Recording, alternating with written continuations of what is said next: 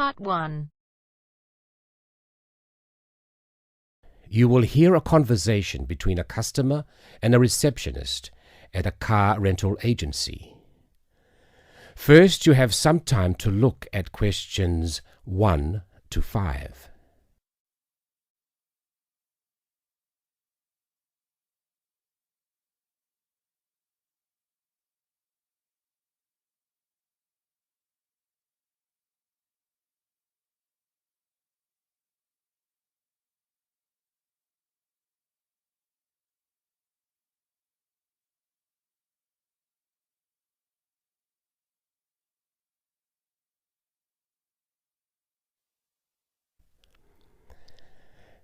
Now listen and answer questions 1 to 5.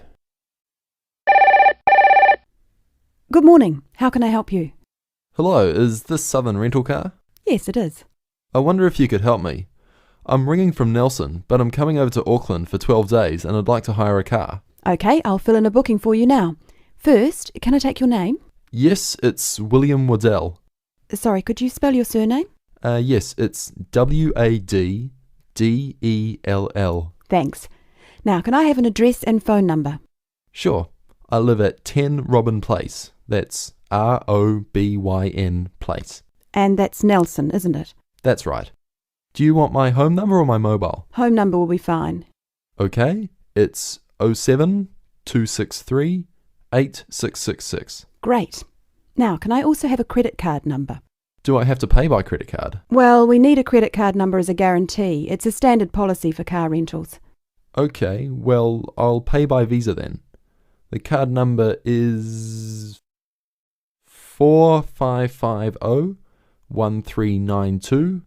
8309 3221. And the expiry date? Sorry?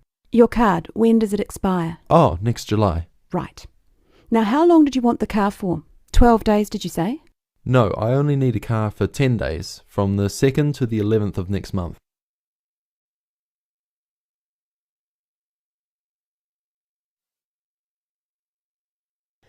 Before you hear the rest of the recording, you will have some time to look at questions 6 to 10.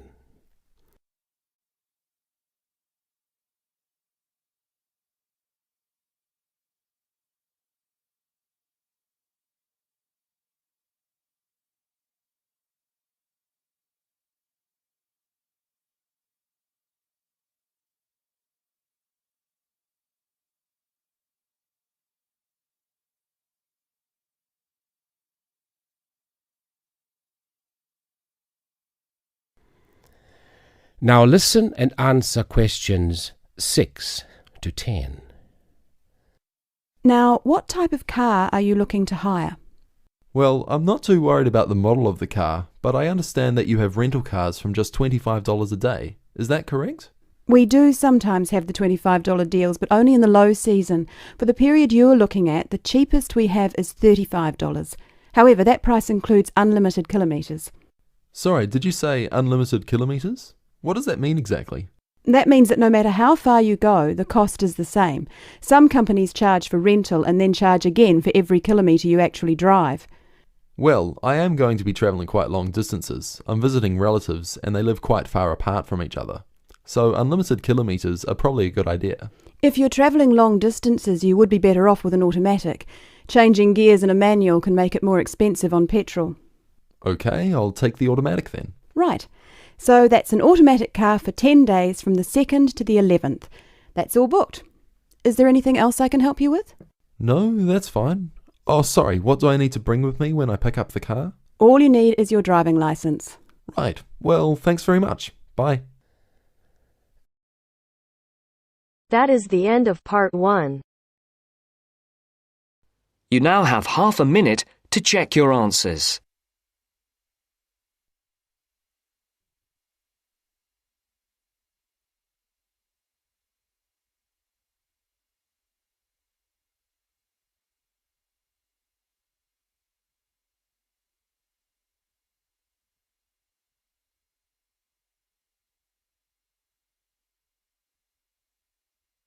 Now turns to Part 2.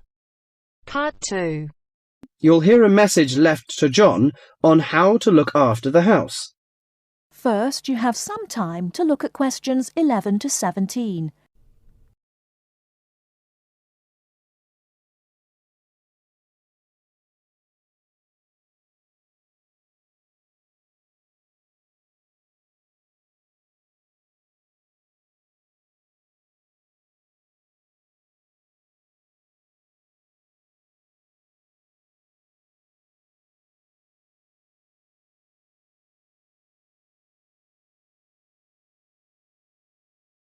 Now, listen carefully and answer questions 11 to 17. Hello, John. Welcome to the house. I'm really pleased that you can be here to look after my house while I'm away. Here are some things you need to know about the house. Important stuff like when the garbage is collected. In fact, let's start with the garbage, which is collected on Friday. Just write garbage on the calendar on the days they take it away. Put it out on Friday every week. That'll be Friday the 22nd, Friday the 29th, and Friday the 5th. It's a really good service. The trucks are quiet and the service is efficient. The bin would be put outside of the house empty. It's a good idea to put it away quickly. This street can be quite windy. I once watched my next-door neighbour chase her bin the whole length of the street. Every time she nearly caught up with it, it got away again. The waste paper will be collected this Tuesday. That's Tuesday the 19th. There's a plastic box full of paper in the front room. Please put it out on Tuesday. The truck will come during the day. If you don't mind collecting old newspapers and other paper and putting them in the box, I'll put it out when I come home. The paper people only come monthly. I have some things to give to charity in a box in the front room. Would you put it out on Monday the 25th, please? It's a box of old clothes and some bed linen which I've collected, plus a few other bits and pieces. The charity truck will come by during the day on the last Monday of the month. Like the paper people, it comes monthly. If you want to use the library, you'll find it on Darling Street. I've left my borrower's card near the telephone. It has a very good local reference section if you want to find out more about this city. The library is open from 9 a.m. to 5 p.m., Monday to Saturday. I'm sorry to say that we don't have a cleaner. Oh yes, filters. Would you please change the filters on the washing machine on the last week of the month, no matter which day? We find that the machine works much better if we change the filters regularly. The gas company reads the meter on the 30th, the last Saturday. I think that's all the information about our calendar of events.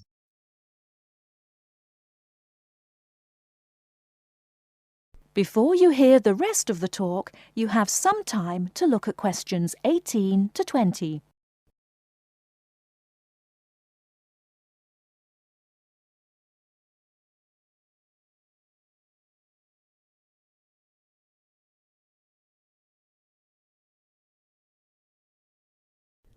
Now listen and answer questions 18 to 20. Well, John, I'm trying to think what else I should be telling you. As you know, I'm going to a conference in London. I hope to have a little time to look around. It's a great city. I do hope I manage to get at least some of the theatres and museums. I'm looking forward to all the things I have to do at the conference too.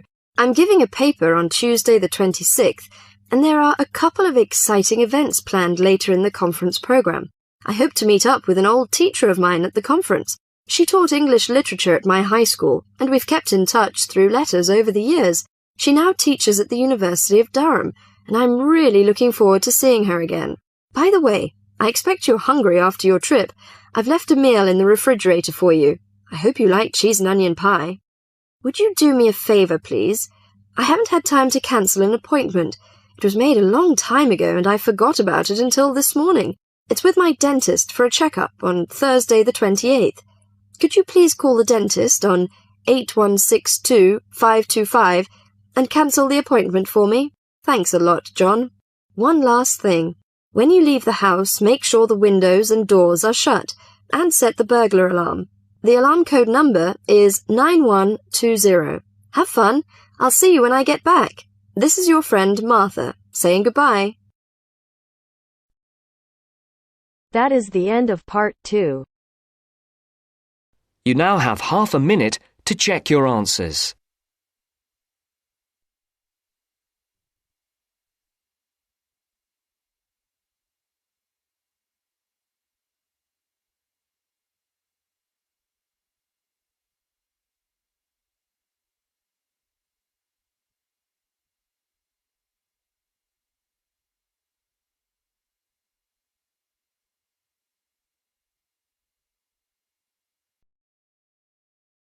Now turns to Part 3.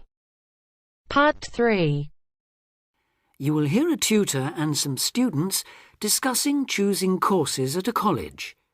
First, you have some time to look at questions 21 to 24.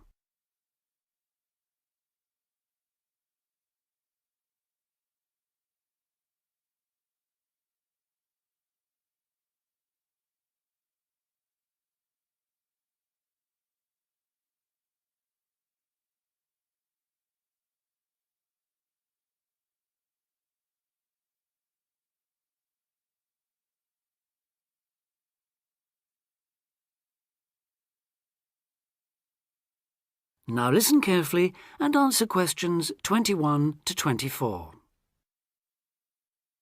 As you know, this week you choose your modules for the first year of study. So this introductory meeting is aimed at helping you make informed choices. I think the best way to do this is on a question and answer basis. So who'd like to start? Pat? Yes. There's something I've been wondering about. Will my choice affect my career opportunities? Well, for most students, the choice of Level 1 modules won't be crucial in terms of a later career. In fact, many graduate-level jobs will accept graduates from a range of degree courses. Employers will often be at least as interested in how well a student has performed academically and how the whole experience of university has developed the student as a person, as in the detail of the course options chosen. Selecting modules that will interest you and in which you think you will be particularly successful is therefore also likely to make good sense in career terms. On certain degree courses, though, module choice can be important. This applies mainly to vocational courses, where the degree confers an accredited professional training as well as university education. Usually the modules students are required to take will include all those needed to meet those professional requirements. Your academic department, in this case chemical and process engineering, and the university's career service will be able to advise you, and will be pleased to help you sort out anything you're not certain about. Right.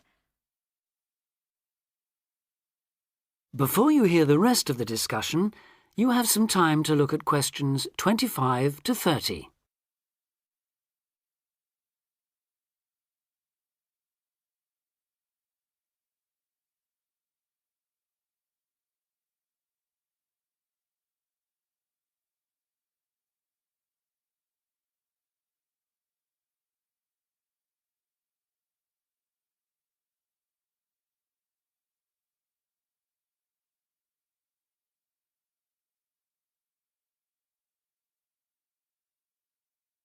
Now listen and answer questions 25 to 30. I'd like to ask a few things about the Applied Chemical Engineering module. Fine. What would you like to know? Well, apart from the work on practical engineering, what other topics are covered? Some that might surprise you.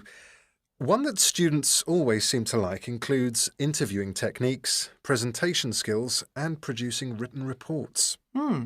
They sound interesting. How are they taught? Through lectures, practical classes, and personal tutorials. Applied chemical engineering lasts all year, of course, so there's plenty of time. And what about assessment? Through project work, usually, or dissertation. Not exams as such. Is that the same for the information technology part of the module? Yes. Things like word processing and learning to create spreadsheets are tested in a similar way on this module. That's not the case in some other modules, is it? No, it isn't. Are you thinking of any in particular? Yes, I'm considering doing fluid mechanics. Ah. The work on flow analysis looks interesting and I like the look of some of the other topics too. So, how is that module tested? That's one of those which still uses written exams. The sit-down formal type, I'm afraid. Oh, that doesn't matter. I quite like that kind, as it happens. Pat, you've got a question. Yes. I was wondering about Science 1 in chemical engineering. How is that organised? It's a bit different from other modules, isn't it? Yes, it aims to give the necessary basis of physics and biology for those students who haven't studied the relevant subjects at A-level or equivalent. In practice, it means that students who have already studied physics are excused the physics lectures, while those who've done biology are exempt from attending the biology lectures. In the second part of the module, you're assessed on your project work in one of those subjects. And does the teaching approach differ too? Yes, particularly in one respect. You're encouraged to learn by working out the solutions to problems for yourself. I like the sound of that. OK. Anything else? Yes, I believe it's possible to do a modern language as part of the course. Can you tell me a bit about the Spanish 1A module? Certainly. The main emphasis in 1A is on understanding and speaking, but students also learn to carry out some straightforward reading and writing tasks. Basic aspects of grammar are also introduced and practiced. The module comprises 36 hours of class contact, mainly in tutorial groups of 16 to 20, and students are expected to do approximately 64 hours of private study. It sounds interesting. I did some Spanish at the Cervantes Institute last year. Passed an exam, in fact. Ah, I'm afraid that means you can't do 1A. Oh. The regulations say this module may not be taken by students with a qualification in Spanish, though you could do 1B. That is the end of part 3. You now have half a minute to check your answers.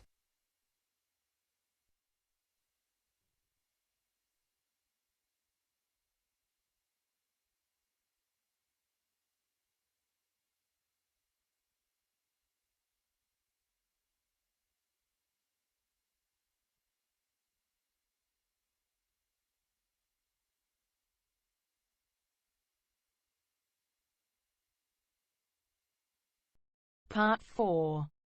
You are going to hear a news broadcast about proposed developments in a local area and about a local college.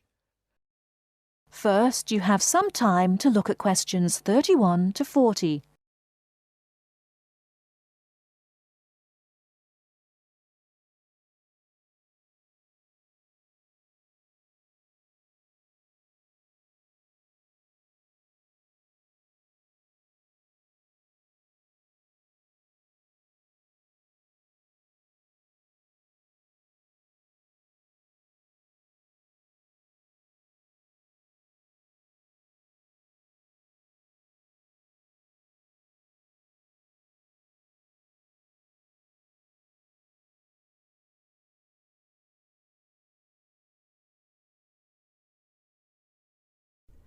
Now listen carefully and answer questions 31 to 40. And now for our main headlines on Southern local news for today. First of all, the report relating to the proposed motorway and other developments around the village of Tartlesbury was published this morning. And, as has been expected, it has created quite a lot of interest. The new motorway will pass along the north side of the village, crossing the River Team less than half a kilometre from the well-known beauty spot, Streve Ford, to the northeast of the village. The motorway will cut the village off from the ford, where many children play. But that is not the end of it. There are also plans to build 1,000 houses on farmland west of the village. And on top of that, there are proposals to build an industrial estate for new technology companies on the site of the old steelworks on the edge of the village. A news centre with a swimming pool and a very wide range of sports facilities and a large supermarket with other shops are also planned next to the housing estate. Mr. Jones, a local farmer we spoke to early today, is strongly against the plans. But the local council is pushing for them to be adopted in full. They say that new housing is needed in the area and that it is an opportunity to take advantage of government grants for setting up new technology developments. The mayor, Mr. Funn, says, We must make every effort to do our part for the economy of the country and for the local people. This is a golden opportunity to put Tartlesbury on the map. Reactions to Mr. Funn's comments have been quick to come. Surprisingly, when we contacted the spokesman of the local conservation group, he was very much for the planned developments. But not all the local groups support the scheme. And, unlike the mayor, the local MP, Mrs. Wright, is very much against the planned developments. Mr. Khan, a local shopkeeper, had this to say. People are absolutely horrified at what is being proposed here. This is just a chance for some people to make money quickly. But I can assure you that if they think that local people are going to be a walkover, they have another think coming.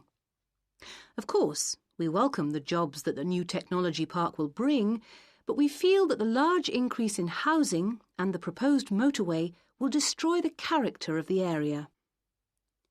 I think this is a debate that is going to run on for quite some time, and we here on Local News will keep you informed. And now for something quite different. This year's exam results have just come out, and there are a lot of happy faces out there. It would seem that the number of young people going on to university from the local college in Upton, which is not far from Tartlesbury, has increased by 25% this year. All those who have applied to go to university or into teacher training colleges have found places. This is the first time that there has been a 100% success rate at the college. We spoke earlier to the principal of the college, who said she was very proud of all those who had achieved their aims, and she wished them every success in the future. There will be another news bulletin at 11 p.m. And for now, it's back to more music from around the world.